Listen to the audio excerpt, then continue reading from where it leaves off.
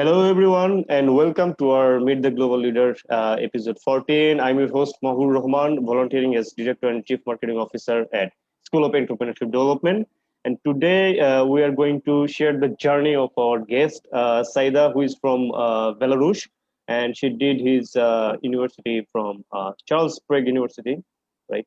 And let's hear the story of Saida, who is going to share her journey from the university and what she is doing right now. So, Saida, welcome to our session, Hello. and thank you so much for joining with us today tonight. And please, can you Okay. share a bit about yourself? Yes, thank you for having me. I'm excited to share my journey with all of the students and those people who might find this experience relevant. So I'm co-founder of Youth to Youth Initiative, an organization that helps young people to develop their skills, to set their ideas into the actual projects and organizations, and to support overall youth development in different parts of the world. So I started this journey 6 years ago, but prior to that, I was also a student, was doing my bachelor degree back in Belarus. My major was in international relations. At that time, I didn't know um, what I was supposed to do in my life. I was thinking about diplomacy as a major work and the field where I can would say realize my potential. But then I moved to Prague. I did my master degree in a very similar field. It was international economy and politics. And I think the master degree helped me a lot to, to see who I am. And what I am supposed to be doing in my life. So basically, I was I was involved in volunteer activities since the age of 14, trying out many different things. By my 25th birthday, um, I was already experiencing about 15 different jobs. So I was a person who would go on the fields and try out and see if this is something that is interesting, that it can be tested, and the experience can be taken to a bigger picture, I would say. So I was trying all kind of jobs, from very creative, like a book illustrator, all the way to a more regular jobs, like selling at shops, being a sales person or cashier. So by now, I am the part of the co-founder of the Youth to Youth Initiative. I have experience in project management, mostly. I would say around 10 years of that. And I've been a fellowship alumni of UNOC, JST. I'm also a trainer right now and a facilitator, and I work mostly with the youth focused areas and the topics related to the sustainability. That is a very diverse experience, I must say, which is very interesting. You're one of our guests who has sales and different kind of experience, work experience. We have not found that kind of guest before, and which is very important is if you just share with us the skills you have developed by being involved with those kind of like work, volunteer activities, and what are the skills you develop by doing so. Well, I during my study, I was told to focus a lot on the academic part of the process. So obviously, I had to study. I had to learn some things which, in my experience, were less connected to real life. But I always had this drive, and I was always trying to understand how the things are working from inside. So for me, going into volunteering at such a young age was just a it's like a tool for me to test out what am I able to do? What can I bring? Is there something that I already possess apart from being educated by schools or being educated by the university systems? Is there anything that is already integrated out there that you can use and it's already valuable? So for me, going to the volunteering positions in a different organizations was just, I would say self-learning tool to understand what are my strengths.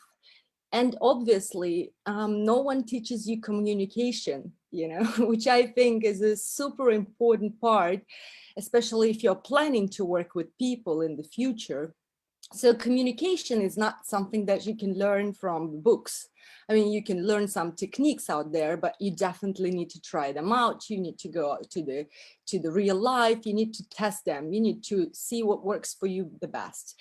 So for me, starting so early was a way of just understanding how the communication works with different stakeholders, between different people, between peers, and between someone of different ages, right? So that was the part that I sort of launched separately from my academic education. And I think this is something that everyone needs to master, because there is I don't know any person who I can say is a super great with the communication and it reached the level that, now you can stop. There is no stop in such things, because obviously throughout your life, you will meet different people, you will probably meet different situations, and then the communication styles and the types of communication will require different reactions from you. So it's a really, really nice opportunity. No matter where you are, what are your resources, you can always practice this thing and you can always master that. And I definitely miss that, because obviously the schooling system and the university system, you have a certain type of communication between you and the professors or the teachers, and it's only one type, but it certainly doesn't applicable in all of possible situations in life. So you need to go out there and test out different communication, which will help you 100% whatever you're going to do or decide to do when you graduate the university. So I think that was the major thing why I was trying out different things, why I was always placing myself in unusual situations and things outside of my comfort zone, I would say. But it was definitely valuable, because it made me who I am at the moment. It made me to network at the right moment with the right people, and to launch the activity that I was not even imagining I would be doing by the time that I was at the university. So I think that was the major thing, and obviously the curiosity, which was also some part of my integral part of my life. I was always curious about different areas of human life, which I think is also a kind of valuable, not to ignore, but just to accept. And if you have the opportunity to learn about something or talk to some people who are being in certain specific area for a long time, don't discharge these things, use them wisely, because they might be having very valuable lessons for you. Excellent. And this is very true. The curiosity that actually helps us to go beyond our limitation and go beyond our boundary. This is very important. So, which is I would like to go to one of the most important part, which is your organization, Youth International Youth to Youth Initiative. So far, I know School of Entrepreneurship Development and your organization, we have kind of similarity in our objective and mission. So I will share my part later. So what strikes me very much is you wanted to, or you're working to trying to bridge a gap, minimize the gap in between young generation and the skill set outside there. Or can you share a bit about your organization? Which gap you are trying to minimize in your community? Well, I can start sharing why I was Yeah, one of that the would be great. decided to launch the organization, because Exactly. I think it's a very, very personal thing, and it's actually came out to my life a bit suddenly, I would say. So After I graduated Charles University, I was still looking for myself, which I think is completely normal, because our educational system doesn't really prepare you for graduating and finding your niche at the very next moment. Obviously, you are going out there into the world. You still have some time to understand what you're going to do with all of the knowledge you received. So I was one of those millions of those students wondering about, how to apply myself the best and not to, get that balance, a good salary, but also, passionate activities. So I was looking into this kind of areas. I was trying to see my niche, and I was attending pretty many, I would say, youth events. That was my strategy. I was trying to go and look for the areas where young people can gather, young people with different ideas. I was thinking maybe, in one of the mingle between all these people, I might have the spark of idea. What is that I'm supposed to do? And it took me several years, I should say, apart from my activities. I tested commercial activity, I tested volunteer activity, blended all together, and was traveling when I could to this kind of events. And one of the event, it struck me really, really hard, because one of the event was designed to be an event for young people. It was said that this event is going to give a space for young people to talk about their challenges, to hear their voices, to give them a space to express possible solutions for the challenges that they face. And in the reality, what I've noticed is that it was another event that was organized by the people who are coming from probably academia world. I'm not exactly sure of this, maybe from business, but it was like a huge gap between these people and people who are just graduated, people who are looking for themselves. And the frustration level that I sort of been left with after this event was so huge. And but the only good thing that happened to me there, I've met people who shared very same feelings with me. So after the event, we were still talking about like how unfair it is to design events for young people, but not really bringing the young people into the organizational part, and not really include them into the conversation. So it was just like it's just like words out there. In most cases, this kind of thing happens. Sorry to interrupt. It happens, yeah. I mean, right now less, but back in 2014, 13, that was a lot of things happening in the same way.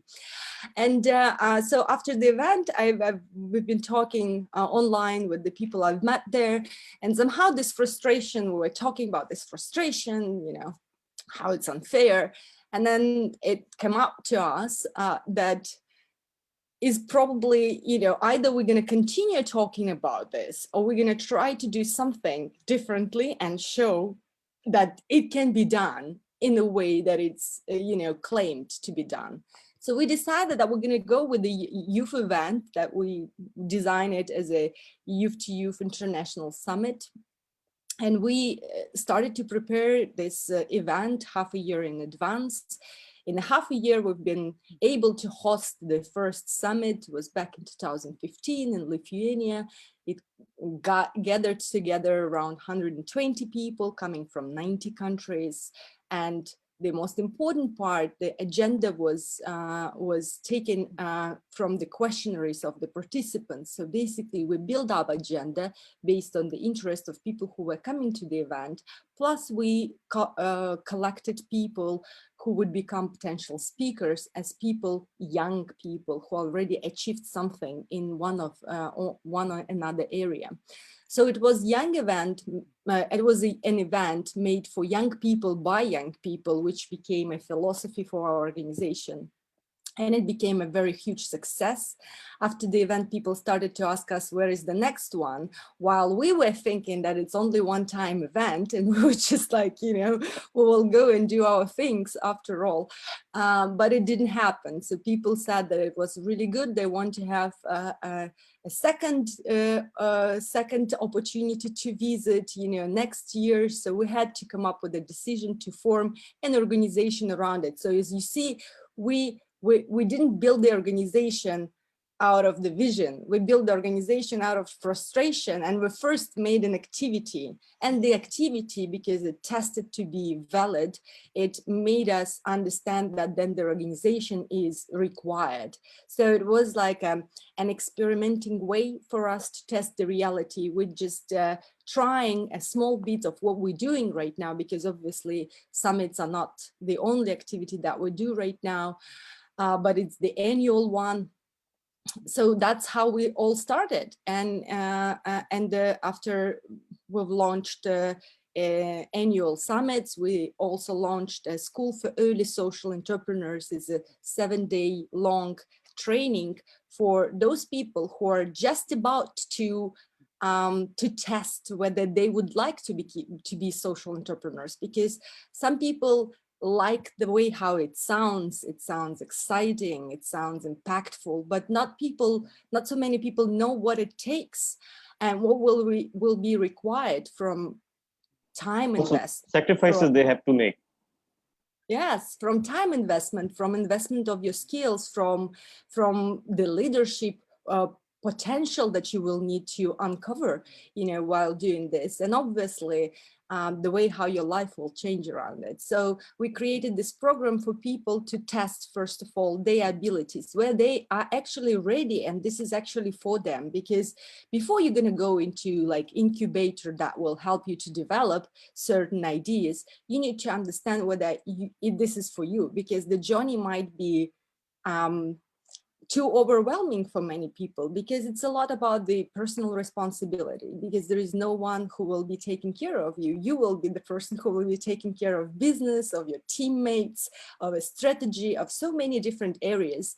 So just to make the life of those people who are in doubts easier, we decided to launch this program. And also, it also helps people who already have the ideas to test them out in a safe space. Basically, try them out, see like a response from the peers, also get some kind of a response from the experts. So it's this kind of like a very practical approach. So we also do this on annual basis. And obviously we have different programs that runs on a partnership basis in Y2Y initiative with the different countries. It also covers the topics of sustainability, peace building, female empowerment, inclusivity, and mostly the mindfulness topic, because we know that leadership without, you know, mindfulness is not a sustainable thing. I mean, it can go, but it cannot go really long. And we want to make sure that young people, when they are, you know, motivated and inspired, they also understand themselves really well, so they can carry on and be provide this impact for others in their community, not to face burnouts, not to face emotional exhaustions and things like this. So yeah. Brilliant. It's a very wonderful journey. Super wonderful. And can you also share what is the ultimate impact you have created so far in your community? The result of your annual summit, what is the impact? And also the impact of the training, which seems very intriguing, which is 7-day long training session for social entrepreneurs. Can you share the impacts of your organization in your community or globally, and also that training? Yeah, sure. So I would say, obviously, the impact can be divided into several I would say sides, two ways of impact. First of all, is a direct impact for people who are directly directly participating in the programs. And then we have an impact for our community, which can be indirect impact, because obviously we share a lot of things, learning outcomes, the things that our activists and participants who made some kind of steps towards their dreams, we obviously share their journeys. And it's also an inspirational content that we try to keep vivid and alive, and now actually use it as an extra motivation for those people who are following our activities online. And I think for this part, since I started from indirect impact, it's also important to say that since we also have been hit by COVID, since our activities been mostly offline in the previous years, we had to also come up with some of the activities that would be online. So we last year we came up with a series of post-COVID talks with the expert, where we shared knowledge by the expert about their vision of how the life will change in different areas of our life. And obviously we were able to open up questions and answer sessions, and some sort of a discussion with the audience, so they can directly hit their questions to the experts. It was some of the activities that we just launched obviously recently, but we're planning to continue this kind of things to increase the indirect impact. As per direct impact, so as you can imagine that annually Y2Y International Summits gathers 100, I would say, sometimes more, sometimes less, but we'll say count 100 participants annually coming from different parts of the world. And since we had five versions of the summits happening also in different countries, so obviously we would have around 500 participants who would come directly from the summits. It would be people who also, because another part of the summit activity is to collect people's ideas and help them to develop them into Y2Y Action Hub, which is an online incubator / mentoring program that helps people who already know what they're doing, or if they already started some activities, we help them to scale it up. We'll help them to find the partners. So there are around sorry to interrupt. I just want to interrupt. I may forget this. Just to know, is it like for the international young youths for online incubator and mentorship? Anyone around the world can join, or only during that summit? Usually it's only open for people who come for the programs. Okay. You know, if you are coming for the School for Social Entrepreneurs, you're coming for summits, or maybe some other training programs, if they're relevant to the idea of, of converting this into social initiative, because it's not often enterprises in a pure way. Sometimes it's initiatives. It might be pure educational project, but we will still support it because we think it's important. So it's usually for people, who would attend the events, and then they will be able to submit their idea for the incubator. And this incubator obviously offer a place not only for the person who's submitting the idea, but also for the team that this person will bring. So usually you would multiply one person who submits their idea with 10 people who would be on board with the development of this idea. So we would have about 35 projects in the incubator, which are already graduated the program, and they are already independent businesses or organizations or initiatives. Some of them overgrown our own organization, which is a huge pride of Y2Y initiative. We think this is a big, big thing if some of our babies became grown up and became very impactful international organizations.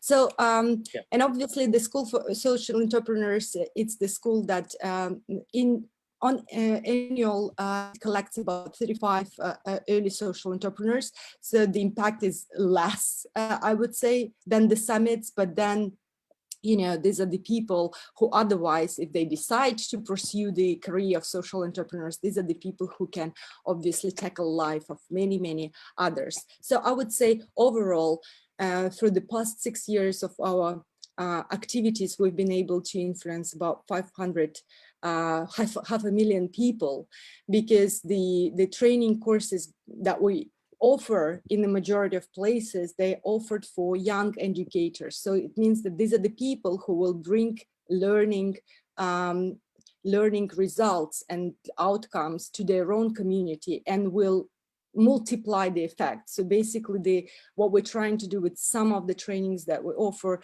is to train the trainers or train the educators that will be able to hit their community with the new methodologies or tools that we're spreading and teaching these people. It's great. Thank you for sharing such an insightful uh, information and knowledge. And as you have been, I know you have been to one Young World Summit. So now, as the COVID situation around the world, it has not happening. So can you share your experience, because you saw there one of the brightest young leaders around the world. So can you share how did you get there and what was your learnings?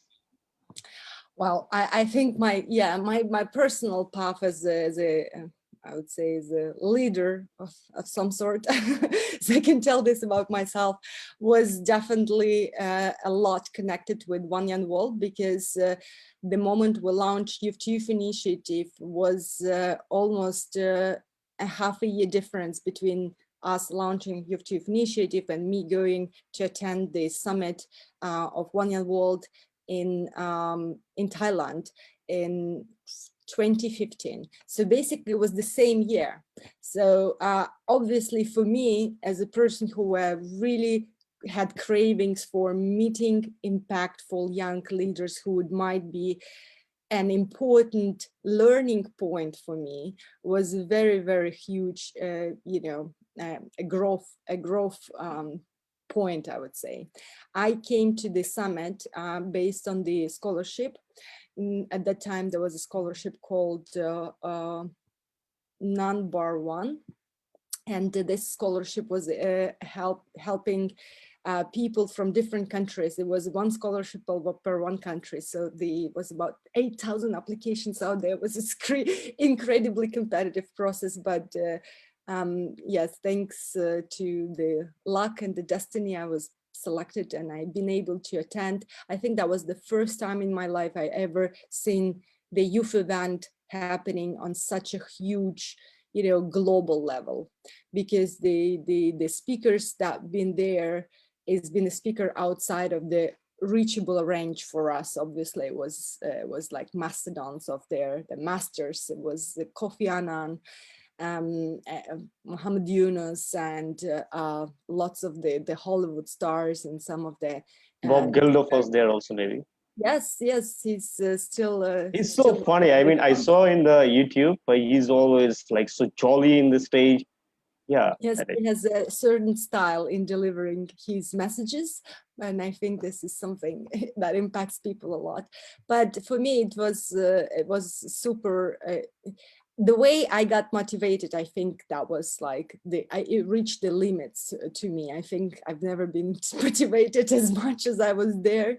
And obviously, when you are surrounded about 1,000 people of the same quality, who are, who have this incredible fire in their eyes, and they would like to change not only their local communities, but the way the country, the international relations, the way the intercultural dialogue is built, that was incredible. So obviously the atmosphere was enriching in many ways.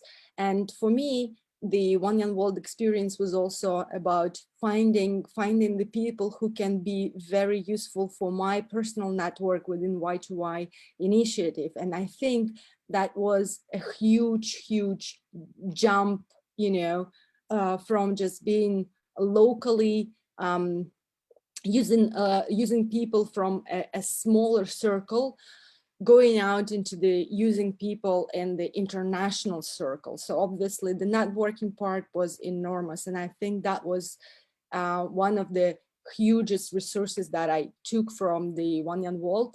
And because I was so incredibly charged with the energy and the motivation, and I wanted to, you know, to keep this experience for a bit longer, I applied for the position of volunteer. As I was developing the Y2Y, I was also a volunteer for One Young World, which actually ended up only last year. So it's been only 5 years for me also joining that organization, that I'm grateful a lot, because it gave me so much inspiration. It gave me so many people. It gave me so many friends and people who really improved my life. Because you know what they say that it's important to surround yourself with people who are reaching high. Because once you're surrounding yourself with people who up there, you know, you're going there anyways, whether you want it or not. This is like inevitable process. And I think that's what happened to me and One Young World. Oh, I cannot hear you. You hear me now? Yeah. Oh, great.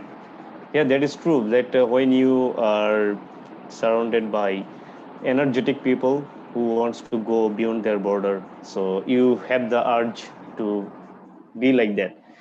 So the reason for asking this question is, like, as you have been heavily involved with young people around the world, so can you tell us what do you believe that the future generation should develop? What kind of skills they should develop for to excel in their career, whether it is maybe in the job sector, or if anyone want to be an entrepreneur. So what are the common skills they should develop, you believe?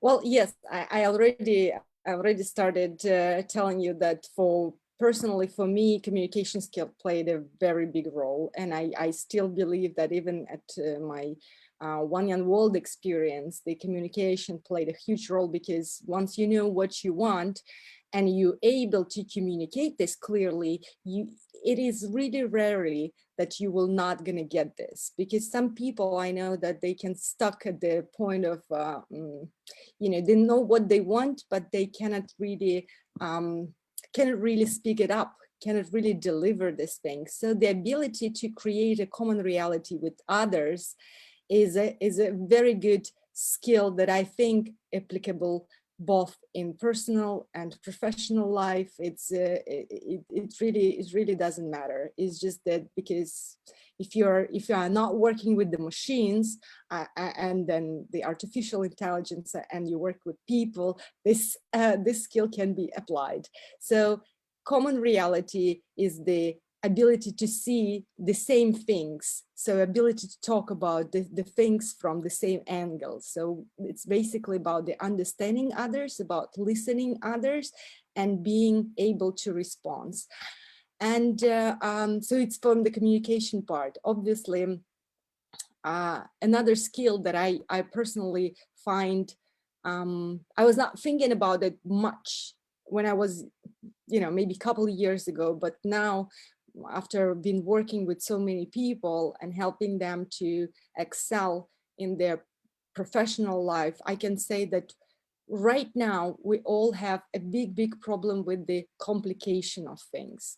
It's not because of us, it's obviously because of the progress and where we are as the human kind.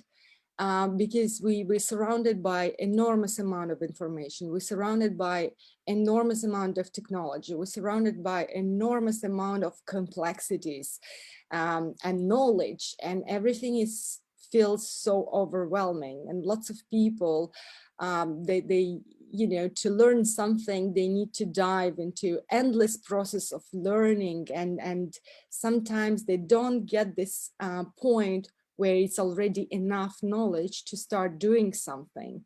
So on one side, the ability to simplify is a very valuable right now, just not only for others people when you try to deliver something to them, because sometimes when people talk or try to explain the idea to me, like I hear all kind of things except for the main thing, you know, well, like when the main point is missing, just because people like are covered with all of the details, but they cannot give you the core.